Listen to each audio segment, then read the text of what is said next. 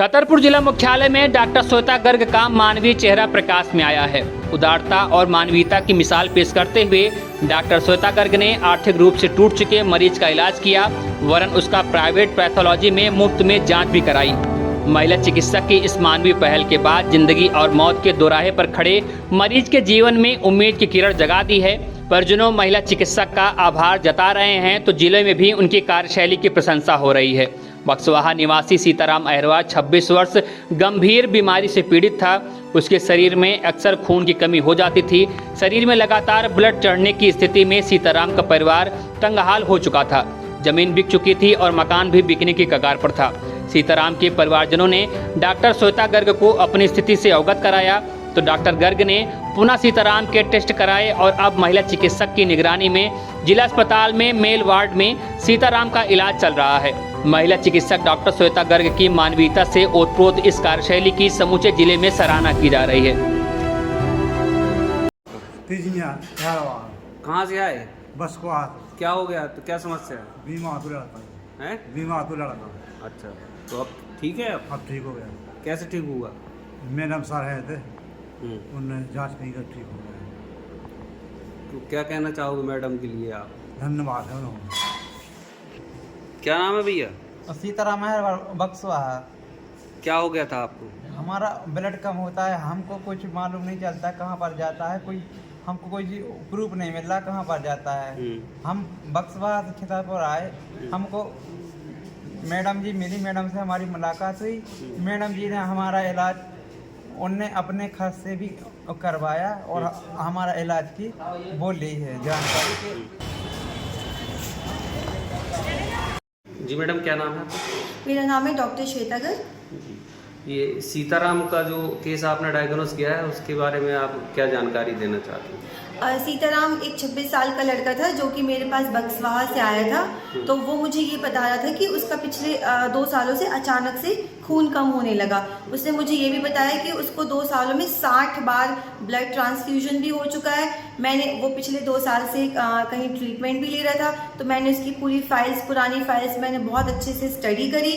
उसकी पूरी फाइल्स मैंने देखी, उससे बात करी। तो फिर मेरे दिमाग में जो डिफरेंशियल डायग्नोसिस आई जिसकी वजह से इतना ज़्यादा खून की कमी हो सकती है, उन डायग्नोसिस को ध्यान में रखते हुए मैंने उसके फिर टेस्ट करवाना स्टार्ट किए। जब वो मेरे पास आया तो उसका हीमोग्लोबिन 3 ग्राम था। तो उस टाइम तो मुझे उसका हीमोग्लोबिन भी उसको ठीक करना था ब्लड ट्रांसफ्यूजन से। तो जिसके लिए मैंने उसको 3 ब्लड ट्रांसफ्यूजन्स करवाए, उसको मेल मेडिकल वार्ड में एडमिट करवाया। एक जो ब्लड था मैंने उसको रिप्लेसमेंट फ्री अपने ब्लड बैंक से दिलवाया। दूसरा मैंने अपने स्टाफ की एक लड़की से उसके लिए ब्लड डोनेट करवाया। और तीसरा जो ब्लड उसको यूनिट चाहिए थी वो आपाजी ब्लड ग्रुप है, उन्होंने उसके लिए मदद करी, उन्होंने उसको ब्लड दिलवाया। फिर उसका जो मेरे दिमाग में डिफरेंशियल डायग्नोसिस थी, तो मुझे ऐसा लगा कि कहीं ऐसा तो नहीं इसको पीलिया होता, एक हीमोलिटिक एनीमिया होता है जिससे कि आरबीसीज जो हमारे होते हैं, रेड ब्लड सेल्स होते हैं, वो बार बार मतलब टूटते रहते हैं। तो इस वजह से खून की कमी हो जाती है। फिर एक होता है आयरन की कमी, उसकी वजह से भी खून कम होता है। फिर तीसरा होता है विटामिन B12 की कमी। तो मुझे लगा कि इसका मतलब केस जो था थोड़ा सा कॉम्प्लिकेटेड था, क्योंकि 60 बार ब्लड ट्रांसफ्यूजन होना 2 साल में अपने आप में एक बहुत बड़ी बात होती है। मैंने उसके सारे टेस्ट जितने पॉसिबल हो सकते थे सारे टेस्ट करवाए। उनमें से काफ़ी कुछ टेस्ट हमारे डिस्ट्रिक्ट हॉस्पिटल की सेंट्रल पैथोलॉजी से हुए, और उसके अलावा जो थोड़े से स्पेशल टेस्ट है जो अभी हॉस्पिटल में नहीं हो पा रहे हैं, तो उनको मैंने सानवी पैथोलॉजी से अपने खुद के खर्चे पे करवाए। सानवी पैथोलॉजी के संचालक ने उसमें मदद करी। तो मैंने उनका A to Z सारे टेस्ट करवाए। तो जब उनके रिजल्ट सामने आए तो फिर उसकी डायग्नोसिस बनाना मेरे लिए ईजी हो गया। मैंने उसकी G6PD, ANA, रेटिकुलोसाइट काउंट, ये काफ़ी बड़े बड़े टेस्ट होते हैं, सिकलिंग टेस्ट, HB इलेक्ट्रोफोरेसिस, ये सारे मतलब मैंने उसका कोई भी टेस्ट नहीं छोड़ा।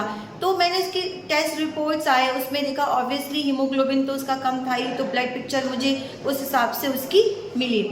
फिर उसमें मैंने देखा कि उसके सारे पैरामीटर्स कम थे। उसमें आयरन की कमी थी, उसमें विटामिन B12 कम था, विटामिन D कम था, इवन उसका कोलेस्ट्रॉल भी कम था, कैल्शियम उसका बहुत कम था, उसका टोटल प्रोटीन भी बहुत कम जा रहा था। तो उसके जो सारे टेस्ट रिपोर्ट्स को देखने के बाद जो मुझे उसमें हीमोलिटिक एनीमिया को मैंने रूल आउट कर लिया। उसकी हीमोलिटिक एनीमिया उसमें नहीं था।